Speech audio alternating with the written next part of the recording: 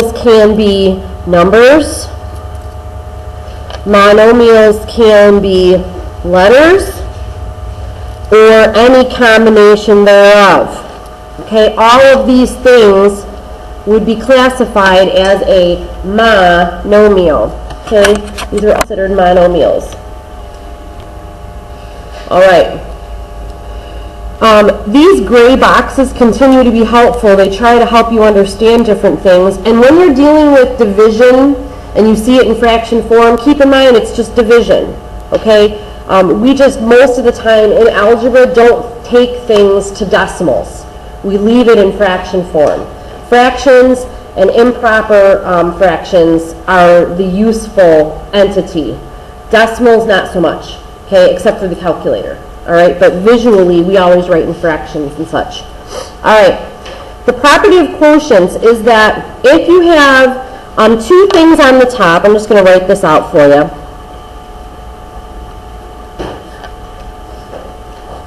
And two things on the bottom.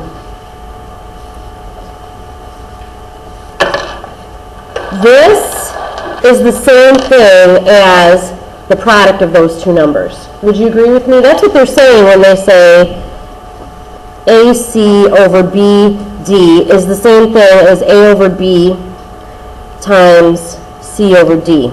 Okay? If I took the fraction 6/5 and I multiplied it by the fraction 2/3, I would get that answer. Okay?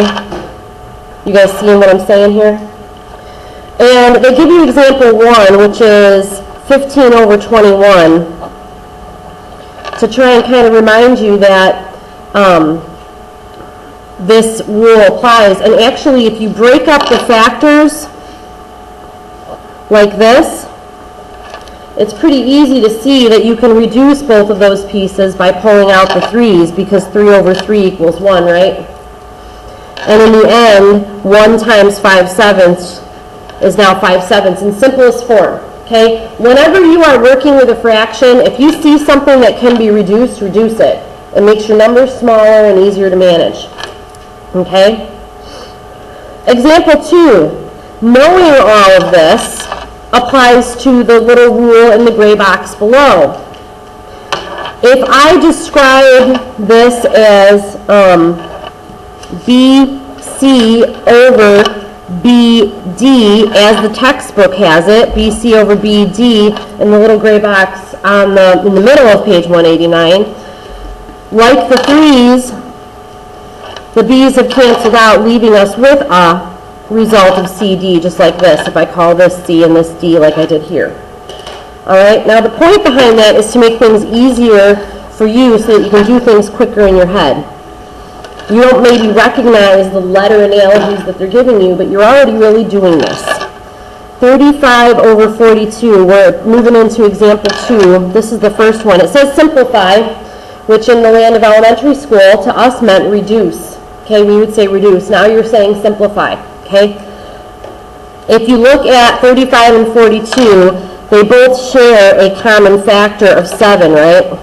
The above is 7 times 5, the below is 7 times 7.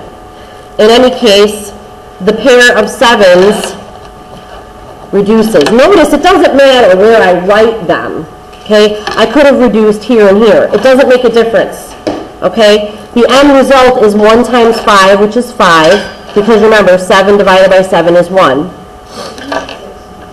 6 times 7, what did I write? 7 times 7? Oops, okay.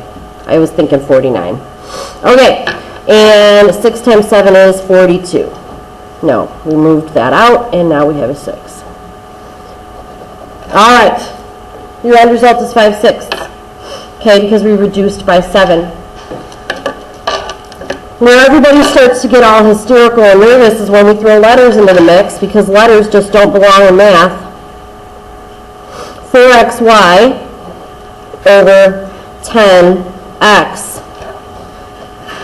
Now, there's a couple of different ways you can do this. The book shows one way of thinking, and I'm going to show you another way of thinking. If I pull the factors of this and just pull it apart, so 4 is negative 2 times 2, right? Times x times y. Would you agree? I basically prime factored 4, and of course xy is our first power, so there's no exponent. And I'm going to 10x, pull it apart as a prime, 5 times 2 times x. Okay, the book shows another way. This is a way to do it as well. The positive 2's reduce each other. The x reduces each other, leaving you with negative 2y over 5 as your simplified version of that particular fraction. Okay, you do not have to float the negative next to the denominator in the same way that you do not have to float it next to the numerator. Okay, it can go in either spot, because what I am saying is the result of 2y divided by 5 will be a negative quotient. Okay, were I to actually solve that to a decimal. Okay, so where the negative sits in front of a fraction, it only means the result of this is negative.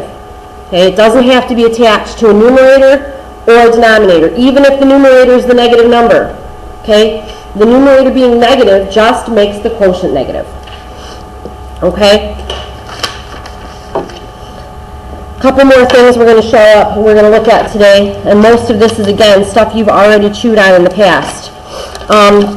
Dividing exponents, this is on the top of the next page. You guys have done this in the blue book if you were with me. A, C7 divided by C4. Now, when you have the same base, the C's are the base, the 7's are the exponents, you simply subtract the exponents, okay? You simply subtract the exponents, and wherever the number was larger, that's where the remainder stays. So the answer is C to the third, okay? Over 1. You don't have to write the over 1, but I just want you to see it. Now, another way of thinking about this is C to the 7th is 5, 6, 7, right? And C to the 4th is that, right? So if I cross cancel where there's matches, I am left with the C to the 3rd as indicated earlier, okay? That's when you have the same base, okay? Same with letter B, only this time letter B, the denominator has more. So it's A3, A8. A3 over A8, which is going to be 1 over A to the 5th. Okay, that's your answer. A, 1, 2, 3, 4, 5, 6, 7, 8. There's more, those turned into C's. There's more A's on the bottom, which means what you're left with falls under a 1, okay, because we canceled out the 3 A's on the top, which makes them a 1. Letter C, B5 over B5, come on. Same divided by same, 1, okay? 2 divided by 2, 1. B to the 5th divided by B to the 5th, 1. It doesn't become a 0 simply because the exponent is 0. Don't make that mistake. B to the 5th over B to the 5th equals 1. 1, 2, 3, 4, 5. 1, 2, 3, 4, 5. These are all being multiplied, right? Where the numerator and denominator match, cancels out to equal 1. B divided by B is 1. B divided by B is 1. B divided by B is 1. Okay? You end up with that. In that little section there on page 190, what they're telling us, the rules for exponents and division is what I just described for you. You subtract the exponents when the bases are the same. If the exponent's larger on the top, the difference in exponent remains on the top. If you subtract exponents here, and the numerator has the larger number, the remainder sits there. That's the second example. And the third one is when they're the same, the answer is 1. Okay? So practicing that, x9, x5, a becomes x to the 4th. I just showed you. When you have the two numbers, you subtract. Letter B, x2 to the x 7th. 2 minus 7, the 5 stays on the bottom.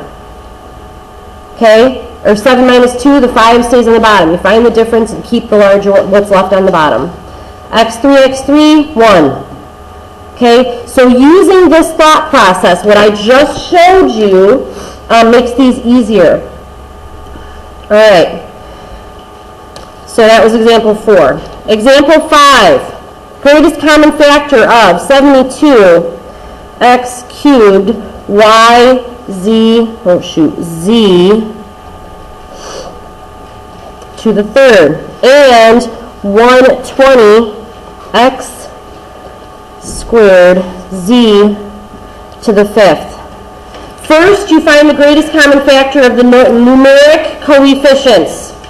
Numeric coefficient right here and right here. Okay? The prime factorization would result in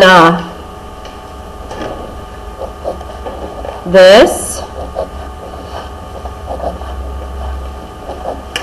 Okay, so the prime factorization of 72 is 2 cubed, 3 squared. 2 times 2 times 2, 3 times 3. Okay, if I factored my variables, x, y, z, right? X, y, z. Over here, numeric coefficient, factors like this. Remember the technique, you guys learned this in the past. 2 cubed, 3, 5. So I'm a little bit out of room here. 2 cubed times 3 times 5, x, z, right? That's me breaking up my variables and factoring out my numeric coefficients. Now, the greatest common factor is what is shared between the two, okay? Greatest common factor is what's shared. We know they share 2s and 3s. Would you agree? But how many? How many 2s do they share? He's got 3, he's got 3. So how many do they share? 3, thank you. We know they share the base of 3. He's got 2, he's got 1. How many do they each have? 1. Okay, so leave it like that. You can't say they share 3 squared because he does not have 3 squared. He's got 3 to the 1st. Why am I ignoring the 5? Because he doesn't have a 5. As far as the x's are concerned, he's got 3, he's got 2. So what am I going to put? 2 of them. As far as the y's are concerned, he's got 1, he's got nothing. They don't share any y's. As far as the z's, he's got 3, he's got 5. What do they both have in common? 3 of them. Okay, what they both have in common is what they both include. He includes 3. He not only also includes 3, but 2 more. The 3 is what's listed. So the greatest common factor looks like it's 24 x squared z cubed. Okay, and there's a reason why this is important, as I'm going to show you on the next page.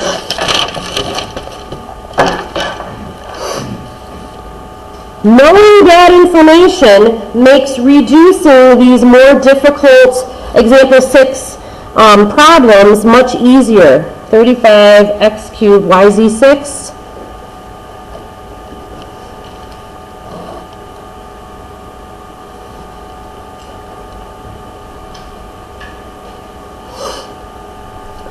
Okay. Now, you may not need to factor that out, but let's just assume you did. 35 is divisible by 5, 7 and 1. There's the numeric value there. 56, 2,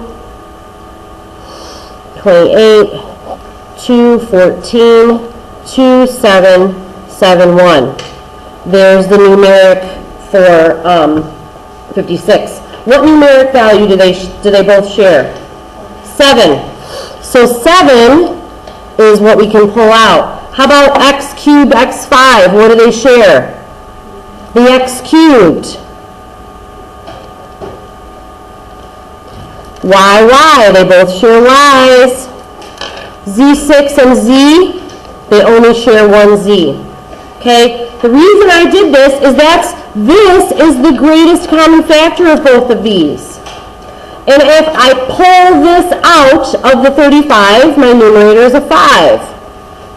If I pull x cubed out of x cubed, the x cubed disappear. If I pull y out of y, the y disappears. If I pull z out of z6, I end up with z to the first. In the same way, I can do 7 out of here.